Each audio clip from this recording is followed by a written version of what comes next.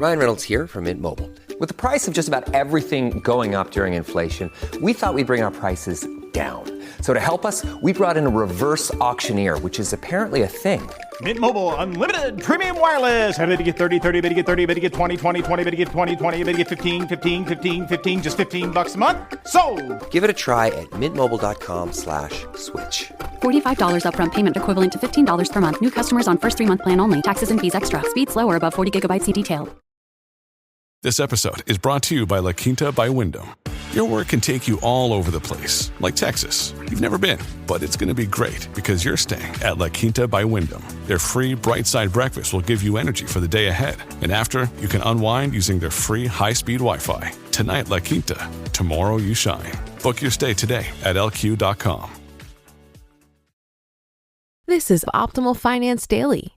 This is Why I Own a Home by Mr. 1500 with budgetsaresexy.com. And I'm your host and personal finance enthusiast, Diana Merriam. Now let's get right to today's post and continue optimizing your life. This is Why I Own a Home by Mr. 1500 with budgetsaresexy.com. Recently, J Money wrote an article on why he doesn't like owning a home. A naughty dishwasher hose leaked and caused thousands of dollars of damage to the home he was renting. J Money describes the chaos. Walked into the kitchen and saw air or water bubbles on the floor. Walked into the far corner of the basement and saw water dripping from the ceiling. Looked closer and there was mold on the wooden beams, meaning it's been dripping for a while. Mold people come out to inspect and quote a price to our landlord. Mold people start work on it and even find more mold under the kitchen floor. Those bubbles, they were water. Cost to fix is now doubled, but that's only for the mold cleanup and restoration. To get to the mold, they had to rip up the kitchen floor. To get to the kitchen floor, they had to rip up the cabinets. To get the cabinets back in and rebuilt, a cabinet person needed to be hired. To get the floor fixed, a floor person needed to be hired. Then on top of it all, the AC overheated, tacking on another $268.50 to the bill. Sounds like a nightmare, right? Since Jay was renting, the nightmare mostly belonged to the landlord. Jay had to move his family out of the home for a couple of days, but was responsible for nothing else. Despite Jay's tale of woe, I love owning a home. I've owned my primary residence ever since I graduated college, and I'll continue to do so until I'm old and gray. Why I love owning a home. I've always enjoyed home ownership. Here's why. Number 1, I make money from my homes. Before I tell you how to profit from home ownership, I'll tell you what not to do. The recipe for not making money is this. Buy a new home. Choose a cookie-cutter model in a new subdivision where the home is priced at top dollar by a builder who knows how to maximize profit. Bonus points, throw more money out the window and build a custom home. Don't buy or build a new home, ever.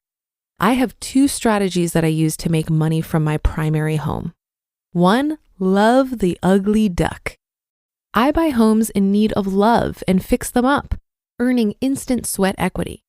Of course, it's work. But an added bonus is that I get to make the house my own with finishes that I enjoy. Bye-bye vinyl floor, hello slate.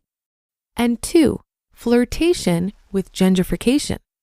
I buy homes in up-and-coming places so the gentrification wind is at my back. I look for areas that are experiencing an influx of people and have a solid economy. If the town is still a little rough, that's okay because it won't be that way forever.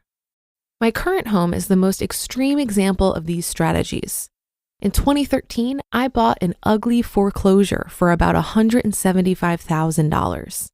I put a load of work and $100,000 into it. At the same time, my town has improved. The shuttered turkey processing plant that was recently torn down will soon be fancy condos. The pawn shops on Main Street are almost all gone. I could easily sell my home for $500,000 today for a profit of about $225,000. Number 2, owning is cheaper than renting.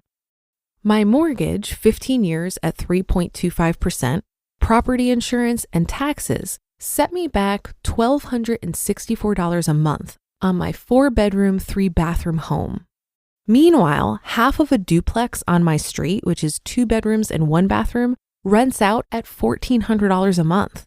Full disclosure, in addition to the $100,000 and time I spent on improvements, I also put 20% down, or $35,200, at the time of purchase. After taking these numbers into account, I strongly believe that I'll come out ahead over the long term. This brings me to my next point. Number 3, 11 years to freedom. I have 11 years of payments to go on my mortgage. After that, the home will cost me only property taxes and insurance, which is currently $250 a month. Editor's note, and maintenance. Why does everyone forget maintenance? Number 4, stability. Moving sucks. Enough said. Well, that's not quite it. I have children and I want to give them stability. I was fortunate to spend my childhood on the same street with the same friends. I want my children to have the same experience. And number 5, learning opportunities. More tools. This one is a stretch, but I'm throwing it out there anyway. I like to build and fix stuff. Coming out of college, I didn't know how to do anything with my hands. Now I can set tile, plumb a home, wire a home, replace windows, build a custom shower, fix a dishwasher, hang or finish drywall, and build a deck. Thanks, YouTube. I can take something ugly and make it beautiful. Bonus, I get to buy more tools. This type of work isn't for everyone, but it feels good once you complete a project. Also, you save loads of money since most of the cost in projects is tied up in labor. Not for everyone, but I readily admit that owning a home isn't for everyone. If you live in areas like Vancouver, New York City, or San Francisco, forget owning a home. You'll come out far better financially by renting. Sign a lease and call it a day. If you move frequently, forget home ownership. Be in it for the long game. And if you absolutely hate taking care of a home, even mowing a lawn, go find yourself a nice rental. Fixing a broken dishwasher isn't everyone's idea of a fun afternoon. However, if you're at the right place in life or willing to endure a live-in renovation, maybe, just maybe, home ownership is for you. It's certainly been worthwhile for me. You just listened to the post titled, "This is Why I Own a Home" by Mr. 1500 with budgetsaresexy.com, and I'll be right back with my commentary. Buy low, sell high. Buy low, sell high. It's a simple concept, but not necessarily an easy concept. Right now, high interest rates have crushed the real estate market. Prices are falling and properties are available at a discount, which means F.I.R.E believes now is the time to expand the F.I.R.E flagship fund's billion-dollar real estate portfolio. You can add the F.I.R.E flagship fund to your portfolio in minutes by visiting fundrise.com/OFD. That's FUNDRISE.com/OFD. Carefully consider the investment objectives, risks, charges, and expenses of the F.I.R.E flagship fund before investing. This and other information can be found in the fund's prospectus at fundrise.com/OFD. This is a paid advertisement. This episode is brought to you by Atlassian. Atlassian makes the team collaboration software that powers enterprise businesses around the world, including over 80% of the Fortune 500. With Atlassian's AI-powered software like Jira, Confluence, and Loom, you'll have more time to do the work that matters. In fact, Atlassian customers experience a 25% reduction in project duration per year. Unleash the potential of your team at Atlassian.com. Atlassian. I think buying a home is a very personal decision, just like choosing to go to college or have kids. I certainly see the appeal of renting, but I'm also really glad I bought my home, and I was nodding my head as I read through the rationale Mr. 1500 laid out here. By the time I bought my house, I was so tired of renting. When I was in New York City, it was typical for my rent to go up $100 each year. Pair that with changing roommate dynamics, and I found myself in the stressful situation of finding a new place to live every year or two. I also had a number of less than stellar landlords during my time renting who weren't the best at maintenance and repairs. Everyone talks about how they love renting because they aren't on the line for maintenance, but it's really no fun when your landlord disagrees with you on maintenance needs or is satisfied with a Band-Aid solution. I think it's worth really questioning if buying a house is right for you based on where you are in your financial journey. In my case, I bought my house as a lifestyle decision after I was debt-free and investing heavily in retirement vehicles.